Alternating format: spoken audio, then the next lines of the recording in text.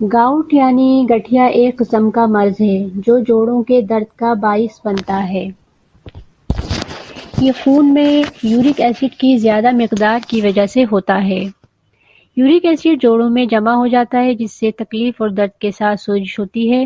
اس حوالے سے بے شمار ویڈیوز اور ماہرین کی آراء اور مشورے موجود ہیں، ان سے استفادہ کیا جا سکتا ہے۔ ہم اس ویڈیو میں گھر کی سطح پہ سادہ اور آسان انداز سے یورک ایسڈ سے بچاؤ کے لیے قدرتی اور آسان طریقوں پہ روشنی ڈالیں گے، جنہیں روزمرہ زندگی میں اختیار کر کے اس سے بچا جا سکتا ہے یا اس بیماری پہ قدرتی طریقوں سے قابو پایا جا سکتا ہے۔ لیکن یاد رکھیں، قدرتی علاج سے ضرور فائدہ ہو سکتا ہے، لیکن اگر گٹھیا کا درد اچانک اور شدید ہے تو پھر اس قدرتی علاج کو آزمانے سے پہلے اپنے ڈاکٹر سے ضرور رابطہ کیجیے اور ان سے ہدایت بھی لیں۔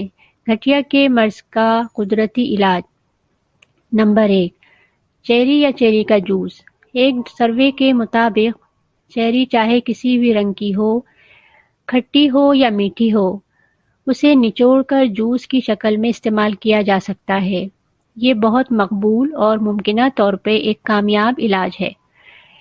ایک تحقیق کے مطابق چیری گٹھیا کے مرض کے حملوں کو روکنے کا کام کر سکتی ہے۔ اگر چیری کے 3 کپ کی مقدار 2 دن میں استعمال کی جائے تو اسے سب سے زیادہ مؤثر سمجھا جاتا ہے۔ نمبر 2، ادرک۔ عام طور پہ ہر باورچی خانہ میں موجود ہوتی ہے۔ یہ ایک ایسی قیمتی جڑی بوٹی ہے جو جسمانی سوزش کے لیے حل سمجھی جاتی ہے۔ ادرک کا قہوہ بنائیں اور دن میں 3 کپ پی سکتے ہیں۔ اس طرح اندرونی سوزش کو کنٹرول کرنے میں مدد ملے گی۔ لیکن یاد رکھیں، ادرک کی مقدار ہرگز نہ لیں۔ اگر زیادہ استعمال کرنی ہے تو اپنے ڈاکٹر سے ضرور مشورہ کیجیے۔ نمبر 3، لیمبو کا جوس اور ہلدی۔ لیموں کا جوس اور ہلدی گرم پانی میں ملا کر پینے سے یورک ایسڈ کو کم کرنے میں مدد مل سکتی ہے۔ ایک لیموں کا رس، 2 چائے کے چمچ ہلدی 1 گلاس گرم پانی میں ملا کر پی لیں۔ دن میں 2 سے 3 بار استعمال کیا جا سکتا ہے۔ نمبر 4، اجوائن۔ اجوائن کو جوس یا اس کے بیج گٹھیا کے مرض کے لیے ایک مفید علاج ہے۔ دن میں کئی بار اجوائن کے بیج یا اس کا قہوہ وغیرہ استعمال کیا جا سکتا ہے۔ نمبر 5، سیب۔ گٹھیا کے مرض کو روکنے کے حوالے سے سیب کے بارے میں ماہرین کی رائے بہت مثبت ہے۔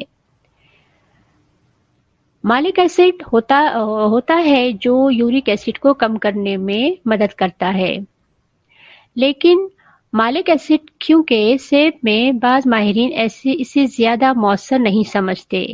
سیب کا استعمال اس صورت میں فائدہ مند ہوتا ہے جب اس میں چینی کی مقدار کم ہو۔ نمبر 6، کیلا۔ کیلے کو گٹھیا کے مرض کے لیے بہت اچھا سمجھا جاتا ہے۔ وہ پوٹاشیم سے بھرپور ہوتا ہے۔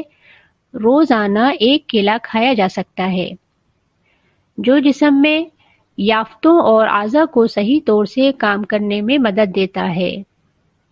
کیلے میں شکر بھی ہوتی ہے، لہٰذا ایسی کئی غذائیں جن میں پوٹاشیم زیادہ اور شوگر کم ہوتی ہے، مثلا کوکونٹ واٹر میں پوٹاشیم کی مقدار زیادہ ہوتی ہے، اسے استعمال میں لایا جا سکتا ہے۔